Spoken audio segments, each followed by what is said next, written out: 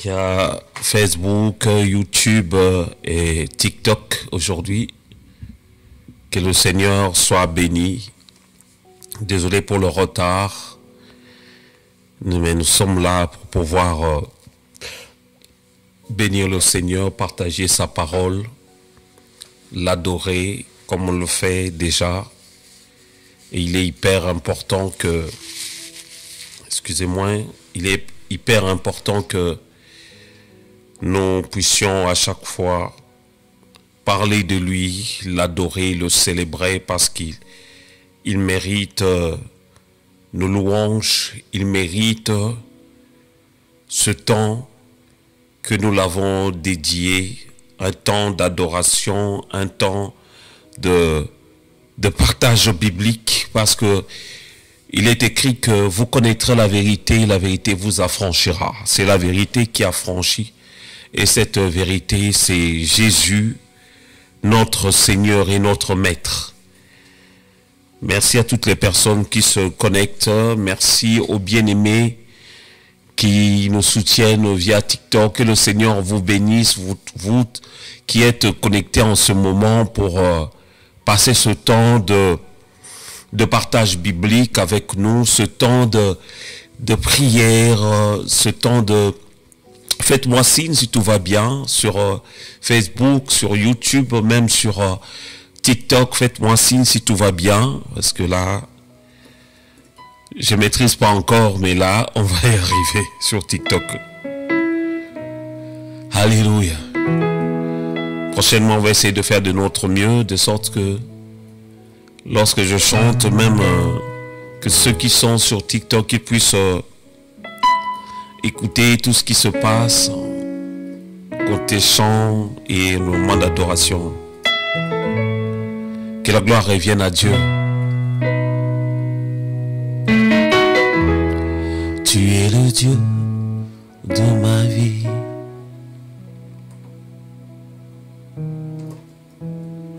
En qui j'ai trouvé le salut.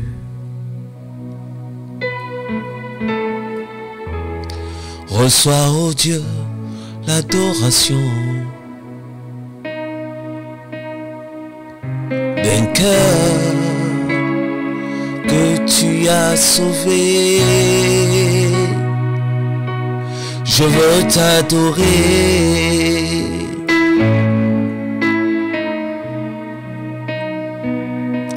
Je veux t'adorer.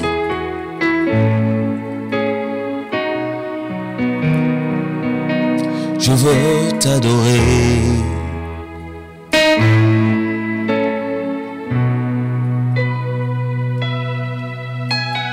Père, nous t'adorons.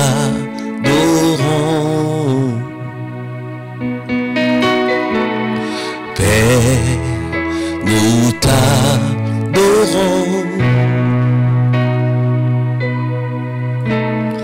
Père, nous t'adorons.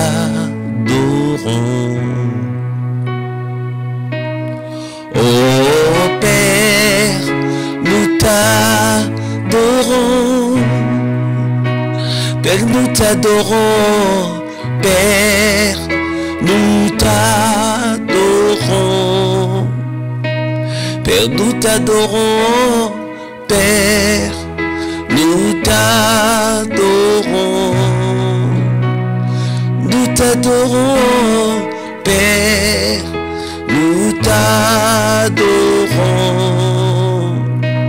Père, nous t'adorons. Père, nous t'adorons.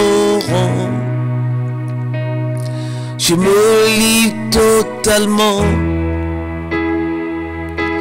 Oh Seigneur, je me livre totalement.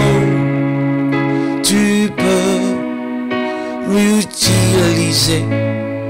Je me livre totalement. Mon Seigneur, je me livre totalement. Tu peux m'utiliser. Seigneur, merci pour ta grâce. Nous venons ce soir nous livrer, Seigneur, à toi seul, le maître de temps des circonstances. Nous voulons te laisser le contrôle de toutes choses. Fais de sorte que ce moment soit favorable, ô Dieu. Fais de sorte que ce moment soit agréable, Seigneur. Toutes les personnes qui se sont connectées, ô Dieu, que ces personnes puissent te voir agir et opérer dans toute ta puissance, Seigneur, afin que l'on sache que tu es Dieu et que tu es le maître de temps des circonstances. Merci pour ta grâce. Merci pour ce que tu as préparé. Merci pour le message de ce soir. Merci pour l'inspiration, Seigneur, ô Dieu. Si je me tais, oh, j'apprendrai à écouter la voix du bon berger. Quand je l'entends, oui, je comprends qu'il a payé pour ma liberté. Quand je tourne mon cœur, je te vois, Seigneur. Quand je tourne mon cœur, je t'entends me parler, et ta loi dans mon cœur toujours demeure, et ma vie à chaque heure coule comme un torrent. Alléluia. Que la gloire revienne à Dieu, le maître de temps des circonstances. Merci Seigneur pour ce moment. Nous voulons te laisser le contrôle de ce moment de la parole. Conduis-nous par ton esprit, du début jusqu'à la fin de ce programme, au nom puissant de Jésus. Amen. Amen. Gloire au Seigneur, gloire au Seigneur. Merci à toutes les personnes qui se sont connectées sur TikTok, sur Facebook et YouTube. Vraiment que le Seigneur vous bénisse pour ce temps que vous m'avez accordé pour pouvoir partager la parole de Dieu avec nous. N'hésitez pas de vous manifester pour me faire comprendre s'il y a un souci. N'hésitez pas, voilà, de me le faire savoir. Que Dieu soit béni, que Dieu soit béni, comme surtout beaucoup parmi vous, surtout ceux qui ont l'habitude de suivre ce programme de paroles et prières que nous avons commencé depuis un moment. En ce moment-ci, nous sommes en train d'aborder un thème important, c'est sur les affermissements. Et dans ce grand thème, nous avons vu plusieurs leçons, en commençant par l'assurance du salut et autres. On a parlé sur la prière, on a parlé sur le Saint-Esprit, on a parlé sur la communion fraternelle, la communion chrétienne. C'est ce que nous sommes en train de voir actuellement. Mais dans cet enseignement que nous avons vu depuis le départ, sur le grand thème déjà des affermissements, c'est vraiment un enseignement qui nous aide à grandir dans les choses de Dieu. Parce qu'aujourd'hui, on peut fréquenter une assemblée, on peut venir dans une église, même faire plusieurs années sans pourtant grandir dans des choses de Dieu. Sans pourtant grandir, c'est-à-dire le temps qu'une personne peut faire dans une assemblée, cela n'atteste pas la maturité d'une personne. La maturité d'une personne va justement avec le changement, déjà avec la nouvelle naissance. Nous avons vu ça dans le passé. Vous pouvez essayer de revoir cet enseignement sur notre chaîne YouTube, Christ RTV officiel. Je reprends, Christ RTV officiel. Voilà. Donc là-bas, vous allez voir tous les enseignements que j'ai donné en rapport avec les affermissements qui sont des enseignements, des bases en fait pour une vie chrétienne, pour quelqu'un qui est dans le Seigneur, pour quelqu'un qui vient d'accepter le Seigneur dans sa vie. Il est hyper important que cette personne puisse connaître des bases chrétiennes. Voilà, nous avons vu sur la nouvelle naissance, nous avons vu sur la croissance spirituelle, nous avons vu aussi sur la maturité spirituelle. Parce que nous sommes appelés comme un bébé de pouvoir de plus en plus grandir. Au début, on commence à prendre de lait maternel. Après, on commence à manger des nourritures solides. Tout ça, c'est pour nous faire croître. Et sur cet enseignement, pour ne pas revenir depuis le début de cet enseignement sur les affirmations, pour ne pas revenir, si vous voulez, vous pouvez aller sur notre chaîne YouTube Christ RTV officiel. Christ espace RTV espace officiel. C'est là où vous allez trouver tous ces enseignements depuis le début et jusqu'à ce jour. Voilà, la fois dernière, nous avons parlé le mardi, je peux dire ainsi, c'était le mardi, je crois. On avait parlé sur sur la communion chrétienne ou la communion spirituelle.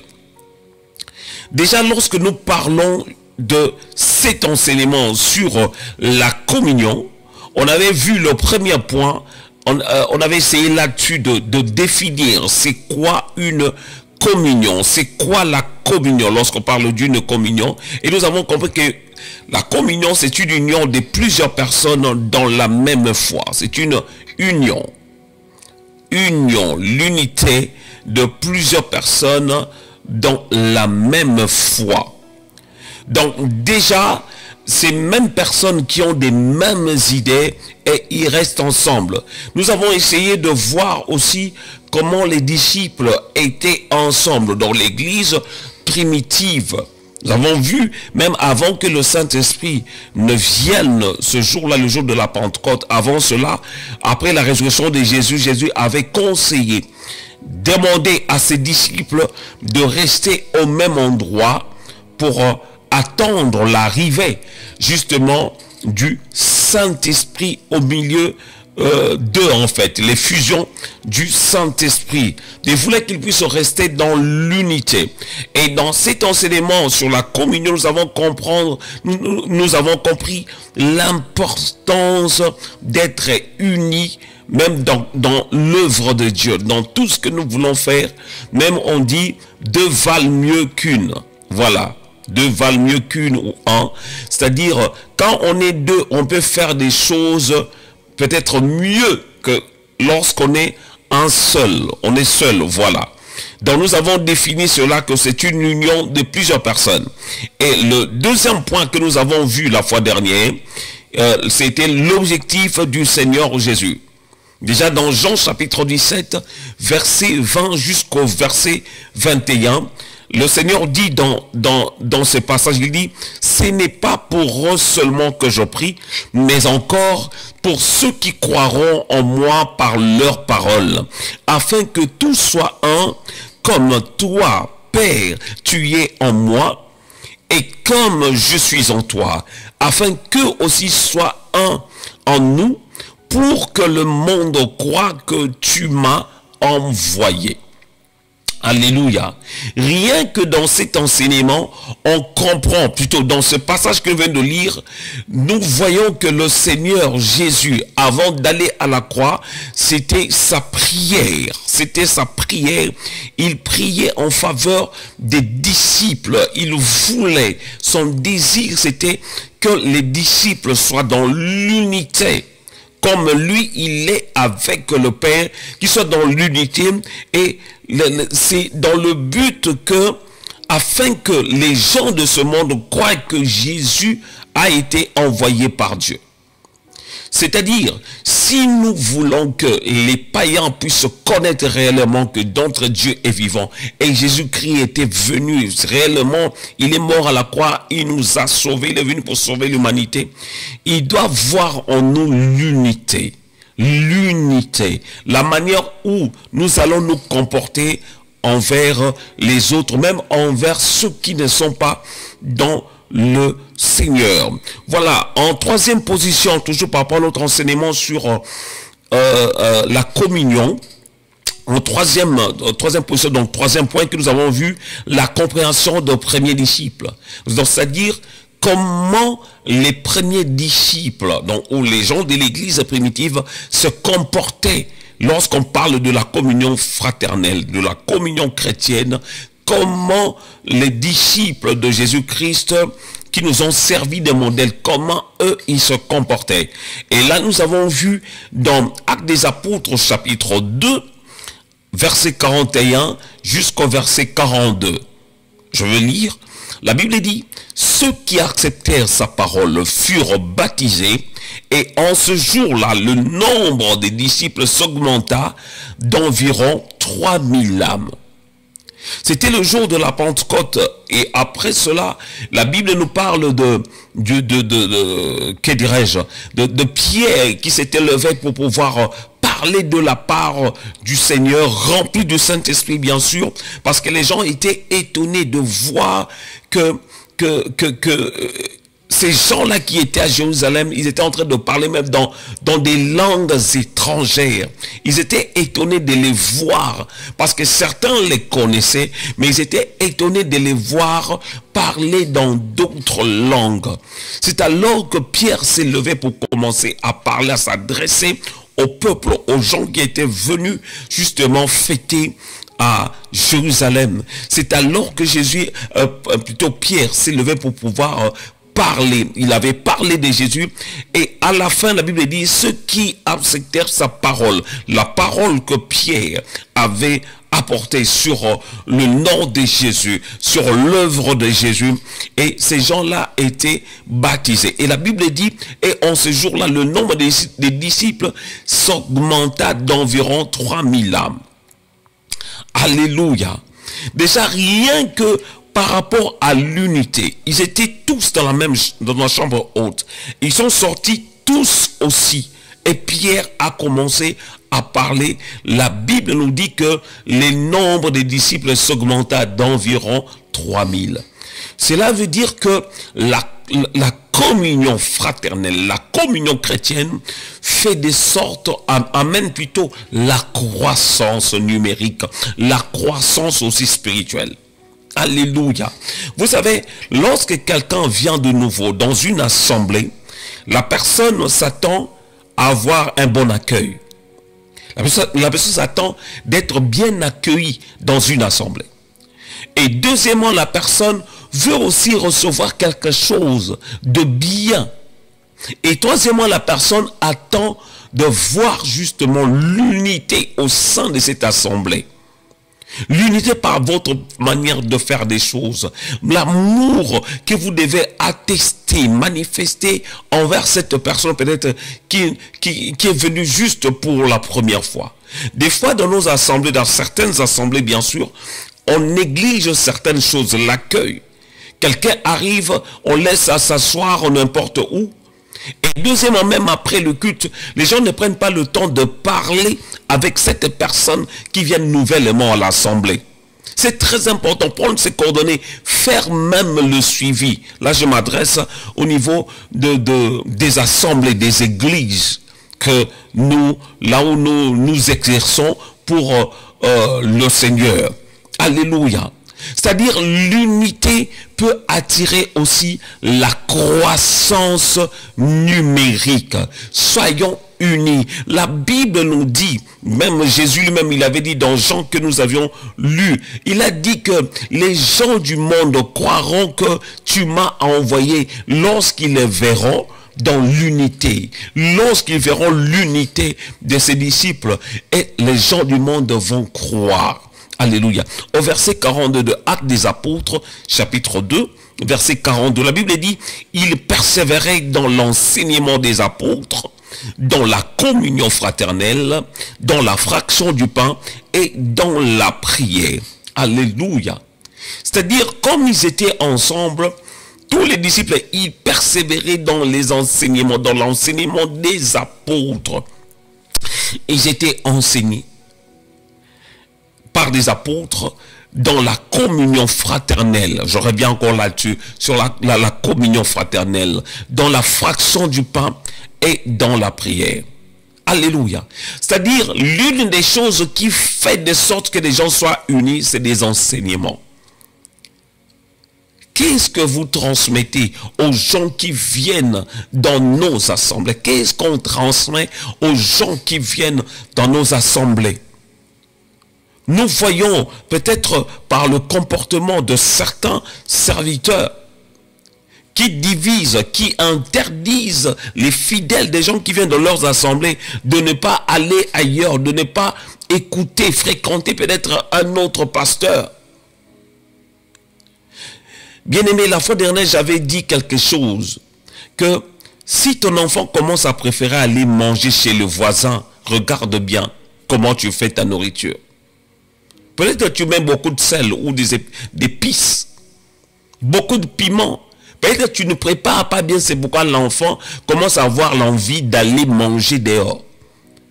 Mais lorsque tu fais bien ton travail, même si l'enfant va manger dehors, il va revenir pour manger ce que toi tu as préparé à la maison. Si tu fais bien ton travail. C'est une manière de dire que, bien aimé, nous devons bien enseigner ces gens-là que le Seigneur nous envoie au niveau de l'assemblée. Enseignez-leur, leur faire comprendre des bases bibliques, des choses qui font grandir une personne dans le Seigneur. Souvent, surtout pour nous qui sommes ici en Europe, c'est pas évident, je comprends. Beaucoup de gens travaillent. Dans la semaine, beaucoup n'ont pas le temps d'aller à l'église. Mais le Seigneur nous a donné tous les moyens nécessaires. Aujourd'hui, on a les médias. On peut exploiter cela pour pouvoir transmettre la pensée de Dieu plutôt. Enseigner. La Bible dit plutôt dans Matthieu chapitre 28, là où c'est Jésus qui adressait cette parole à ses disciples. Allez et faites de toutes les nations des disciples. Enseignez-leur à observer tout ce que je vous ai prescrit. C'est alors, lorsque Jésus a été enlevé, le jour de la Pentecôte, après, les disciples ont commencé à faire ce genre de choses. Dans Actes chapitre 2, verset 42, ils persévéraient dans l'enseignement des apôtres, dans les enseignements que les apôtres avaient reçus de Jésus. Ces gens-là persévéraient parce que la parole de Dieu, des enseignements bibliques, c'est comme une nourriture qui nous fait grandir dans des choses de Dieu. Et deuxièmement, ils persévèrent aussi dans la communion. Ils restaient ensemble. C'est pourquoi j'avais bien dit la fois dernière, bien aimé, c'est pas seulement le fait de venir lorsque nous nous rencontrons le dimanche dans le culte, on bénit, tu vas bien, ça s'arrête là. Après on va se revoir encore le dimanche prochain. Des fois on n'a pas le temps d'appeler les autres pour en savoir un peu plus sur eux ou pour avoir même de leurs nouvelles. Mais nous qui avons des responsabilités de diriger des gens, tu es leader dans une église, tu es pasteur, prophète, peu importe le ministère que tu as le rôle de chercher à savoir, à connaître chaque personne dans l'assemblée. C'est vrai qu'il peut y en avoir aussi nombreux que tu ne pourras pas tous les connaître, mais au moins connaître le besoin en fait de chacun, des difficultés qu'elles traversent des gens qui viennent dans l'assemblée. C'est-à-dire, si toi, étant que visionnaire, tu n'arrives pas à le faire, il faut déléguer des gens, mettre des choses en place pour pouvoir connaître au moins les difficultés que traversent ces personnes. On va comprendre, parce que ce sont des choses que nous avons vues la fois dernière, mais je fais juste un rappel. Et au verset 46, permettez-moi, Actes des Apôtres chapitre 2, verset 40 jusqu'au 46, la Bible dit, tous ceux qui croyaient étaient dans le même lieu. Dans le même lieu, ils avaient tout en commun. Ils vendaient leurs propriétés et leurs biens. Et ils en partageaient le produit entre tous, selon les besoins de chacun. Ils étaient chaque jour, tous ensemble, assidus au temple. Ils rompaient le pain dans les maisons et prenaient leur nourriture avec joie et simplicité de cœur. Alléluia. Ils étaient ensemble, ils partageaient leurs biens, ils prenaient la nourriture avec joie, ils mangeaient de faim. C'est la raison pour laquelle j'avais parlé le mardi, j'avais parlé sur des moments où on peut organiser ce qu'on appelle agapé, des moments où on peut manger ensemble, parler de tout et de rien. Ça peut aussi permettre que la communion règne au milieu de nous, que l'unité prenne place au milieu de nous. Souvent, on se voit le dimanche après le culte, tout le monde s'en va. Mais créons des activités qui vont nous permettre justement à implanter justement la communion fraternelle au milieu de nous. Nous avons vu aussi quelques preuves de la communion. Quelques preuves, c'était le 4e point que nous avons vu dans notre enseignement sur la communion. Quelques preuves, c'est-à-dire des choses qui attestent lorsque l'unité est quelque part. Lorsque l'unité est dans une assemblée, des choses qui attestent que voilà, il y a l'unité dans cette assemblée. La Bible dit dans Jacques chapitre 2, versets 15 à 16. Jacques chapitre 2, versets 15 à 16. La Bible dit, si un frère ou une sœur sont nus et manquent de la nourriture de chaque jour, et que l'un d'entre vous leur dise, allez en paix, chauffez-vous et vous rassasiez, et que vous ne leur donniez pas ce qui est nécessaire au corps, à quoi cela sert-il? Alléluia.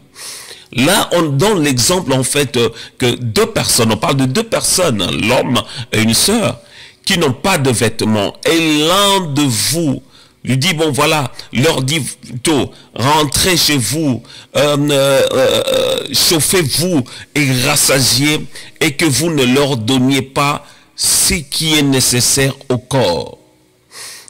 C'est-à-dire, ici, on nous parle lorsqu'il y a l'unité, on aide les gens, des nécessiteux.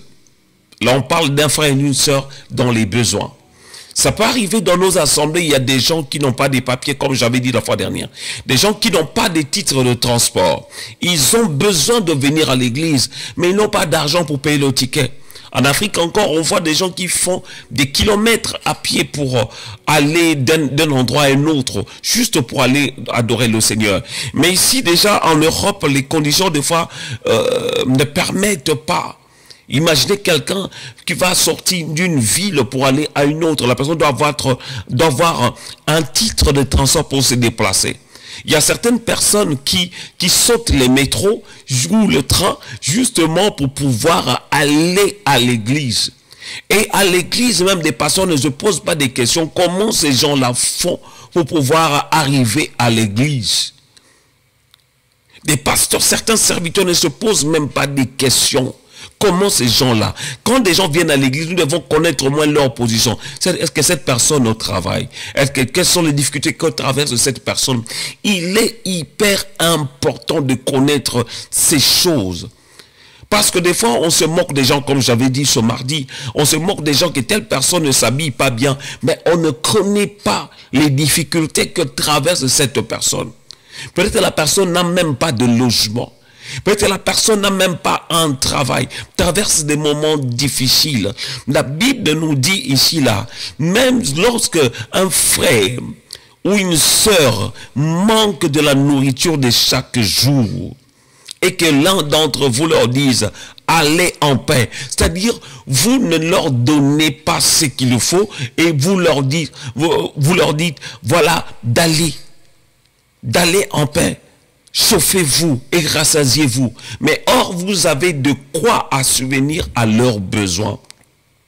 À quoi cela sert-il? Bien-aimés, rien que dans ces passages, on nous montre un exemple que nous devons faire. Même au sein de nos assemblées. Le mardi, j'avais parlé de l'histoire de ce monsieur Hassan avec Aya, qui est maintenant viral sur TikTok et sur d'autres réseaux sociaux. Tout le monde en parle. Comment Aya, cette dame maghrébine, qui est venue aider une personne qu'elle ne connaissait même pas. Et elle a fait une sorte de cagnotte. Elle a récolté la somme de 37 000 euros et elle a donné 35 000 euros à ce monsieur sénégalais. 35 000 euros, quelqu'un qu'elle ne connaissait même pas. Elle a fait une cagnotte pour aider ce monsieur. Bien aimé, je voulais juste nous interpeller, surtout par rapport à l'acte de cette femme. Une maghrébine, peut-être elle n'est pas chrétienne du tout. Mais elle a fait ça librement. Combien d'entre nous oseront faire cela en fait? Combien d'entre nous auront le courage d'aider des gens qui sont en difficulté, même en dehors de nos assemblées? J'avais donné la fois dernière l'exemple de William Booth, le fondateur de Armée du Salut. Ici en France, nous, on connaît Coluche qui a mis en place le Resto du Cœur. Coluche, quelqu'un qui n'était pas peut-être forcément chrétien comme toi et moi. Coluche, mais quelqu'un qui avait mis en place un système pour de sorte qu'en hiver, des gens puissent avoir de quoi manger, de quoi se nourrir. Bien aimé, moi-même, j'ai l'occasion d'aller, même au Resto du Cœur, aller chercher des vivres. Moi-même, j'ai le courage d'aller. Mais combien d'institutions que nous, étant que croyants, étant qu'enfants de Dieu, avons-nous mis en place? Bien aimé, je ne suis pas contre la richesse des pasteurs. Je ne suis pas contre. S'il travaille, il a des business ça et là qui lui permet justement de pouvoir réussir dans sa vie. C'est pas mauvais du tout. Mais j'aimerais bien que dire à nous qui sommes serviteurs, servantes de Dieu, si possible, si nous avons des moyens de mettre en place des institutions pour pouvoir aider des orphelins, de veuves et autres encore. Jésus-Christ lui-même, malgré tout ce qu'il prêchait, il a guéri des gens, il a ressuscité même des morts, malgré tout ce qu'il avait fait, mais à un moment, il avait donné à manger. Il ne guérissait pas seulement physiquement, mais il savait aussi donner la nourriture aux nécessiteux, aux gens qui en avaient besoin. Les gens avaient faim, Jésus avait donné la nourriture. Bien-aimés, dans l'église, il n'y a pas seulement les alléluia et les amen. Aidons aussi des gens qui sont en difficulté si nous en avons. Alléluia. Dans cet exemple-là qu'on nous a donné ici, dans Jacques chapitre 2, verset 15, jusqu'au verset 16, que les frères, le frère et la sœur n'ont pas de quoi manger, mais on leur dit à la fin, voilà, allez, chauffez-vous, rassasiez-vous. Ils n'ont pas de quoi manger, mais on leur dit, allez. Mais nous devons faire plutôt le contraire. C'est-à-dire, quelqu'un dans le besoin, nous devons l'aider. Il est hyper important. Et en Jean chapitre 3, verset 17 à 18, la Bible dit, je reprends pour ceux qui prennent note, 1 Jean chapitre 3, verset 17 jusqu'au verset 18. La Bible dit, si quelqu'un possède les biens du monde et que voyant son frère dans le besoin, il lui ferme ses entrailles, comment l'amour de Dieu demeure-t-il en lui? Alléluia. Petits enfants, n'aimons pas en parole et avec la langue, mais en action et avec vérité. Alléluia. La Bible dit dans 1 Jean chapitre 3, verset 16 jusqu'à 18, la Bible dit, si quelqu'un possède des biens du monde et que voyant son frère dans les besoins, il lui ferme ses entrailles. Je peux donner l'exemple de ce riche avec Lazare. Lazare mangeait juste les miettes qui tombaient de sa table. Ça veut dire, lui ne donnait pas la nourriture, mais c'était des miettes qui tombaient de sa table. Mais ici, on parle de quelqu'un qui est dans les besoins. Et que toi, tu as tout ce qu'il faut et tu fermes les portes pour ne pas donner de quoi que cette personne a besoin. De quoi que cette personne, ton semblable a besoin de cela. La Bible dit, comment l'amour de Dieu demeure-t-il en lui? C'est-à-dire, tu n'as pas l'amour de Dieu. Tu sais très bien que telle personne traverse des moments difficiles. Mais que fais-tu pour changer sa situation? Et au verset 18 de 1 Jean chapitre 3, au verset 18, la Bible dit, petits enfants, n'aimons pas en parole et avec la langue. N'aimons pas en parole. Des fois on dit, mon frère je t'aime, ma soeur je t'aime. C'est beau, c'est bien de le dire. Mais la Bible dit, mais en action et avec vérité. L'amour ne consiste pas seulement en parole. Du matin au soir, je t'aime. Du matin au soir, je t'aime. Vraiment, l'homme de Dieu, que Dieu vous bénisse. Surtout nous, dans le milieu chrétien, c'est toujours que Dieu te bénisse. Que Dieu te bénisse. Vous voyez, la personne est en difficulté. C'est beau, c'est bien de lui dire que Dieu le bénisse. Mais qu'est-ce que vous lui donnez en retour? Qu'est-ce que vous lui donnez en retour? Alléluia. Dernièrement, j'ai parlé avec un musicien qui m'avait fait comprendre quelque chose. Je me suis dit, il y a vraiment un problème. Il y a vraiment un problème. Ça fait plusieurs années, il exerçait dans une église. On ne l'avait jamais aidé. Mais à chaque fois, ils invitaient des gens de l'extérieur, des musiciens. On leur donnait des enveloppes, de l'argent. Et lui, il était choqué. Il avait même sorti son album et les gens ne l'avaient pas aidé. Et ce frère, il était choqué, il avait la rage. Il avait même quitté cette église parce qu'il ne voyait pas l'aide, le soutien réel de son église. Mais il avait besoin aussi qu'on puisse l'aider. Mais il ne voyait pas ces choses. C'est comme beaucoup de gens qui viennent dans nos assemblées. Ils ont besoin aussi d'être soutenus. Peut-être financièrement, peut-être juste les vêtements, peut-être un logement.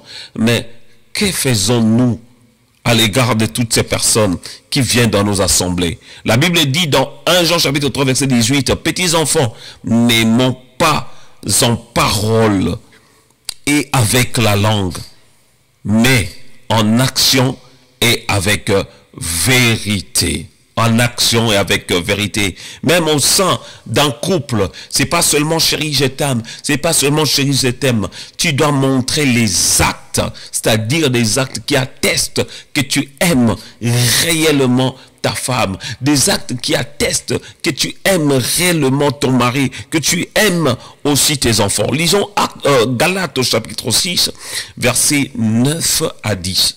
Galates chapitre 6 versets 9 à 10. La Bible dit, ne nous lassons pas de faire le bien, car nous moissonnerons au temps convenable si nous ne nous relâchons pas. Ainsi donc, pendant que nous en avons l'occasion, pratiquons le bien envers tous et surtout envers les frères en la foi. Je reprends. Ne nous lassons pas de faire le bien. C'est-à-dire, si nous faisons le bien, nous ne devons pas nous relâcher, abandonner de faire cela. Non, la Bible nous demande de continuer à le faire. Faire le bien envers des personnes même qui sont contre nous-mêmes, ceux qui nous maltraitent.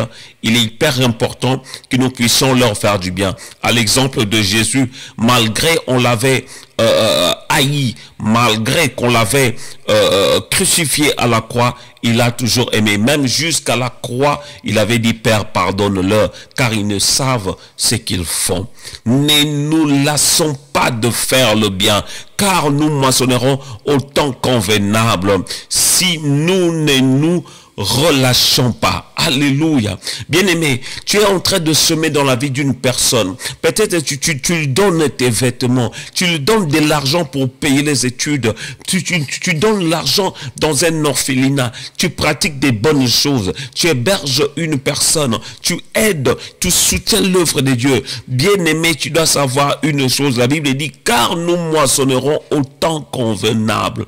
C'est que tu es en train de donner, d'aider les frères et les sœurs. Tu ne fais que semer dans leur vie. Tu vas moissonner. Au temps marqué par Dieu, tu vas moissonner ce que toi, tu avais semé. Ce que toi, tu es en train de semer. Et la Bible dit ainsi, donc, pendant que nous en avons l'occasion, pratiquons le bien envers tous.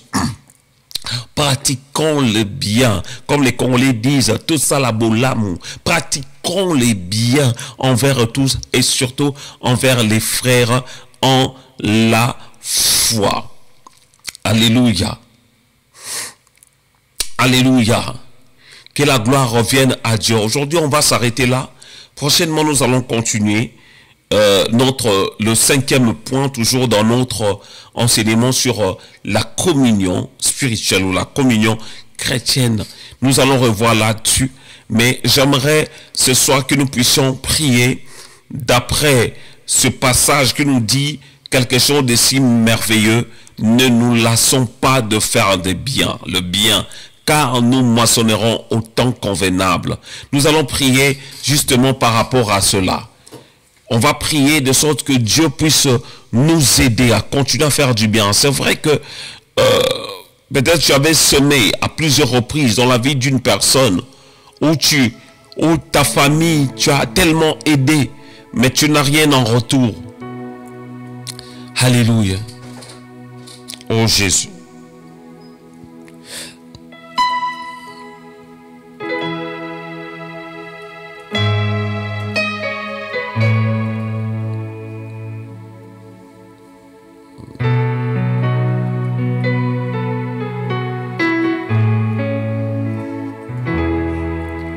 Yawe biso tokotombola kiti na yo ya ngolu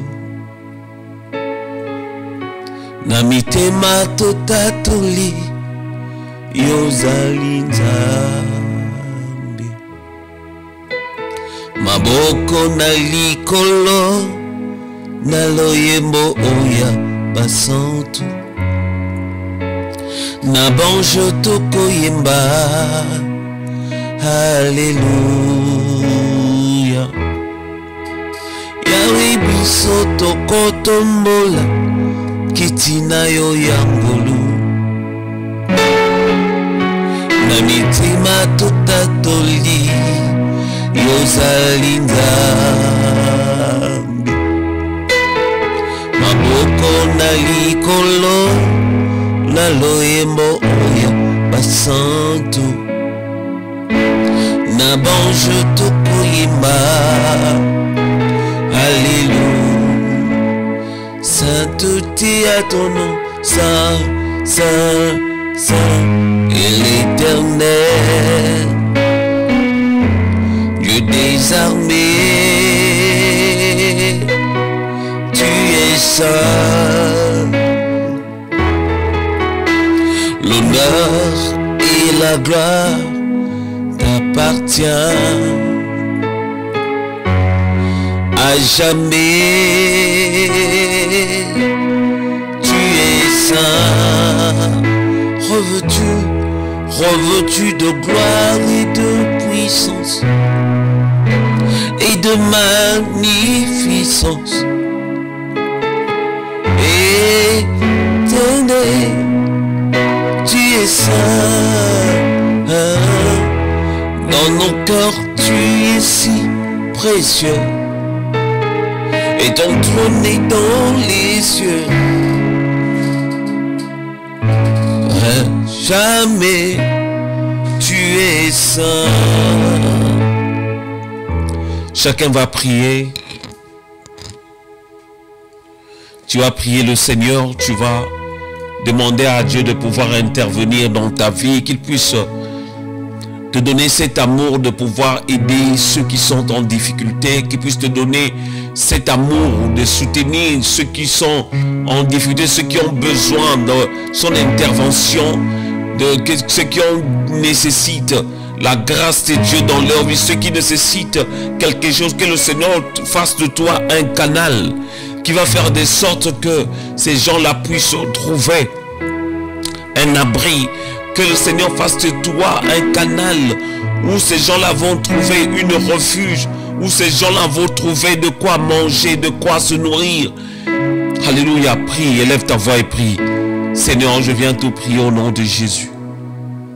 Père, dans la Bible nous parle de Tabitha, cette femme, Seigneur, qui cousait des vêtements, Seigneur, au Dieu, qui donnait, Seigneur, au Dieu, aux veuves, qui faisait des vêtements pour pouvoir aider. Dans la Bible, Seigneur, mon Dieu, mon roi, je vois, Seigneur, des femmes qui ont aidé, qui ont donné à manger à tes serviteurs, oh Dieu, qui ont hébergé, Seigneur, oh Dieu, tes prophètes, oh Dieu. Je te prie dans le nom puissant de Jésus, pour ceux qui ont l'habitude de le faire, d'aider les autres, Seigneur, bénis-les encore. Fais de sorte que, Seigneur, oh Dieu, qui continue à le faire. Bénis encore, Seigneur, oh Dieu des grâces, leur carquois. Bénis encore, Seigneur, oh Dieu des armées, leur maison. Et que l'huile déborde, Seigneur, oh Dieu des grâces.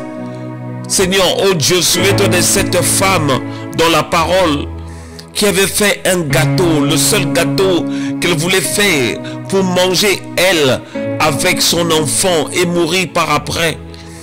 Mais Seigneur, tu avais conduit ton serviteur à demander d'abord à manger. Cette femme, elle avait exécuté, elle avait donné de quoi manger à ton serviteur. Et tu as fait de sorte que rien ne puisse manquer dans la maison de cette femme. C'est la raison pour laquelle je te prie au nom puissant de Jésus.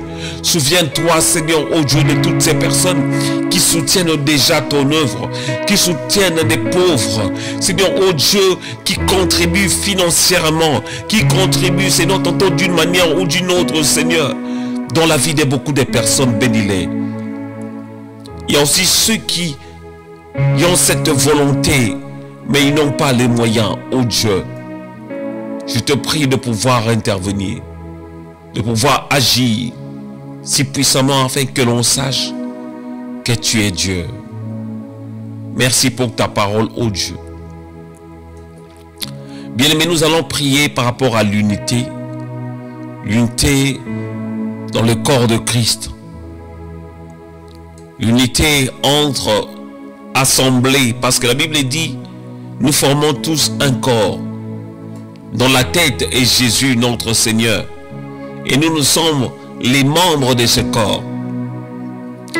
La Bible dit, tout sarment qui n'est pas attaché au cep sera jeté au feu. Mais que Dieu fasse de grâce que nous qui sommes des sarments, que nous puissions toujours être attachés au cep qui est Jésus. Et Jésus nous a demandé d'être un. C'était ça sa prière même avant d'aller à la croix. La prière, que nous puissions être un. C'est alors que le monde saura que notre Seigneur a été envoyé par Dieu. Fais de sorte que, Seigneur mon Dieu, que nous puissions être un. Élève ta voix, prie au nom de Jésus. Seigneur, je viens te prier pour l'unité du corps de Christ. Nous ne voulons plus être divisés à cause, Seigneur, ô Dieu des armées, d'un malentendu. Nous ne voulons pas, Seigneur, ô Dieu, être divisés à cause, Seigneur, des convictions personnelles. Fais de sorte que l'unité règne au milieu de nous, Seigneur. Que celui qui sert au nord ne puisse pas haïr celui qui sert au sud. Seigneur, que celui qui sert à l'est ne puisse pas haïr celui qui est à l'ouest, Seigneur. Que l'unité règne au milieu de nous, afin que le monde sache que nous sommes réellement, Seigneur, tes serviteurs. Utilise-nous comme des simples instruments pour ta gloire, ô Jésus. Alléluia. Merci, Seigneur. Et m'enraciner en toi, Jésus, oh. Quand viendront le vent et la tempête, donne-moi de résister. Je veux m'enraciner en toi, Jésus, oh. Quand viendront le vent et la tempête, permets-moi de résister. Jésus, oh, ne me laisse pas tomber. Jésus, oh, ne me laisse pas tomber. On m'a dit que tu pouvais changer ma destinée. Ne me laisse pas tomber. On m'a dit que tu pouvais guérir ma maladie. Ne me laisse pas tomber. On m'a dit que tu pouvais changer ma situation, ne me laisse pas tomber. Jésus, oh, ne me laisse pas tomber. Seigneur Dieu, je te prie encore ce soir en faveur de mes frères et sœurs connectés sur TikTok, sur Facebook, sur YouTube pour pouvoir passer ce temps avec nous, Seigneur. Ma prière est que tu puisses les visiter, Seigneur Dieu. Ceux qui ne te connaissent pas, qu'ils arrivent, Seigneur, à la connaissance, Seigneur, de la vie qui vient de toi, la connaissance de la parole, la connaissance de la vérité. Quand la Bible dit, vous connaîtrez la vérité et la vérité vous affranchira. Seigneur, affranchis justement toutes ces personnes qui ont besoin de ton aide, même ceux qui n'en ont pas besoin, Seigneur, oh Dieu. Tu es capable de toucher ceux qui sont incrédules, Seigneur, en les transformant, Seigneur, oh Dieu, en serviteurs, en adorateurs, Seigneur. Fais quelque chose, oh Dieu. Je te prie de guérir ceux qui sont malades au nom de Jésus. Que ceux qui sont captifs retrouvent la liberté qui vient de toi au nom de Jésus. Que la solution soit accordée à tous ceux qui ont des problèmes et qui attendent le secours de Dieu. Au nom de Jésus. Merci de bénir encore cette nuit. Nous voulons nous reposer dans ta paix. Si tu vas encore nous réveiller le matin, nous allons encore une fois te rendre grâce. Que la gloire te revienne, notre Dieu. Au nom puissant de Jésus. Amen. Amen.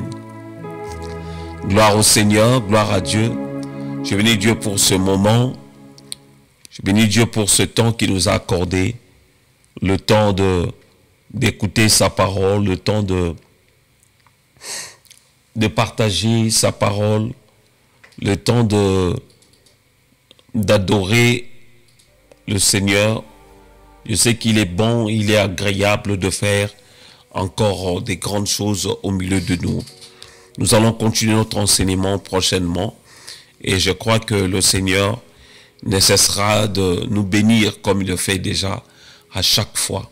Merci d'être là, merci de nous soutenir dans ce travail que nous sommes en train de faire.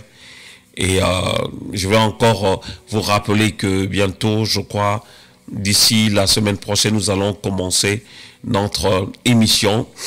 On est en train de mettre tout en place pour commencer notre émission sur à la lumière de la parole. C'est ça justement le titre de cette émission que nous allons commencer, à la lumière de la parole.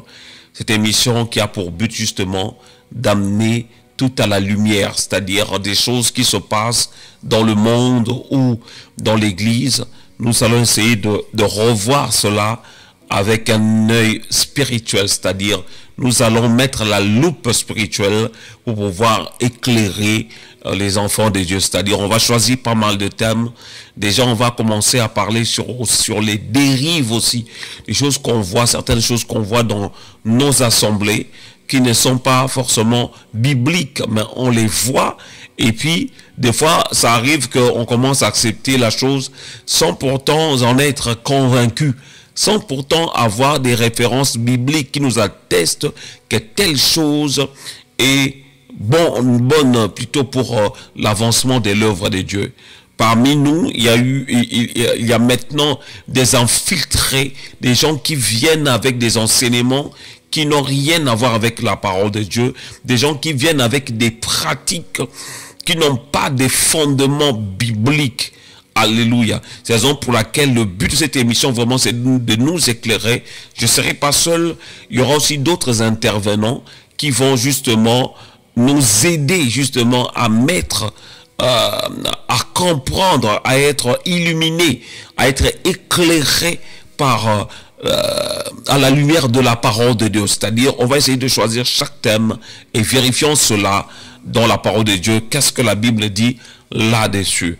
Vraiment, que Dieu vous bénisse et je vous dis vraiment à très bientôt. Que le Seigneur vous comble de toutes sortes de bénédictions. Merci à tous les bien-aimés qui nous ont suivis sur TikTok, sur YouTube et sur Facebook. Et je vous dis à très bientôt. Bye bye.